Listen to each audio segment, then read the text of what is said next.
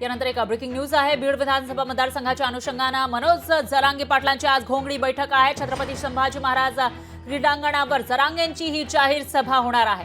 जरांगे पाटील मराठा समाज बांधवांना मार्गदर्शन करणार आहे, त्यामुळे आज जरांगे पाटील नेमकं काय बोलणार याकडे लक्ष आहे। कारण बीडच्या विधानसभेसाठी जे बीडमध्ये येणारे मतदारसंघ आहेत त्याविषयी या ठिकाणी काही सूचना देण्याची शक्यता आहे। कारण मनोज जरांगे पाटील यांच्याकडून या विधानसभेसाठी तयारी केली जाते, बैठका घेतल्या जात आहेत। चाचपणी सुरू असतानाच आज ही जी घोंगडी बैठक या ठिकाणी आयोजित करण्यात आली आहे, त्यामधून मनोज जरांगे पाटील नेमकं काय बोलणार याकडे लक्ष आहे। मनोज जरांगे पाटील यांनी विधानसभेला एक भूमिका घेतलेली होती, ज्यांना पाडायचं त्यांना पाडा असं ते म्हणाले होते आणि त्यामध्ये महायुतीला मोठा फटका बसल्याचं दिसून आलं होतं। आणि आता विधानसभेला नेमका काय भूमिका मनोज जरांगे पाटील घेणार याकडे सगळ्यांचं लक्ष लागलेलं आहे। आणि त्यातच आज ही जी घोंगडी बैठक या ठिकाणी आयोजित करण्यात आली आहे त्यामध्ये सभा होणार आहे आणि या सभेदरम्यान मनोज जरांगे पाटील मराठा समाज बांधवांना काय सांगणार याकडे लक्ष आहे।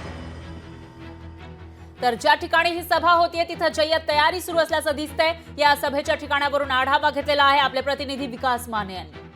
मराठा आरक्षणाच्या पार्श्वभूमीवरती मनोज जरांगे पाटील जे आहेत ते बीड जिल्ह्यातील विधानसभा निहाय घोंगडी बैठक घेत आहेत आणि याच नंतर जर पाहिलं तर आज बीडमध्ये बीड विधानसभा मतदारसंघामध्ये जरांगे पाटलांची घोंगडी बैठक होणार आहे आणि याच घोंगडी बैठकीचं आयोजन या ठिकाणी छत्रपती संभाजी महाराज क्रीडांगणावरती करण्यात आलेलं आहे। आपण पाहू शकता मागील 4 दिवसांपासून या घोंगडी बैठकीची तयारी जी आहे ती या मैदानामध्ये करण्यात येत होती। संपूर्ण जे काही मैदान आहे ते भगवमय असे करण्यात आलेलं आहे आणि याच ठिकाणावरनं जरांगे पाटील जे आहे ते या व्यासपीठावरती जाणार आहेत। या ठिकाणी छत्रपती शिवाजी महाराजांची जी मूर्ती आहे ती ठेवण्यात आलेली आहे। अभिवादन करून या बैठकीला जी आहे सुरुवात होणार आहे। जरांगे पाटील मराठा समाजाला इथे मार्गदर्शन करणार आहेत। एकंदरीत जर पाहिलं तर मराठा आरक्षणाच्या पार्श्वभूमीवरती त्याबरोबरच विविध मुद्दे असतील, आरक्षणाबाबतच्या अडचणी असतील, त्या जरांगे जे आहेत ते मराठा समाज बांधवांशी चर्चा करून जे आहेत ते सोडवण्याचा प्रयत्न करत आहे। त्याबरोबर जर पाहिलं तर विधानसभा निहाय ही बैठक जी आहे ती देखील पार पडताना पाहायला मिळत आहे।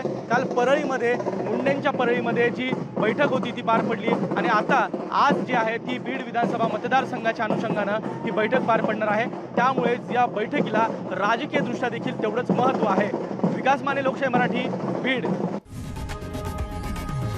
लोकशाही मराठी ऐका, पहा, जागरूक रहा।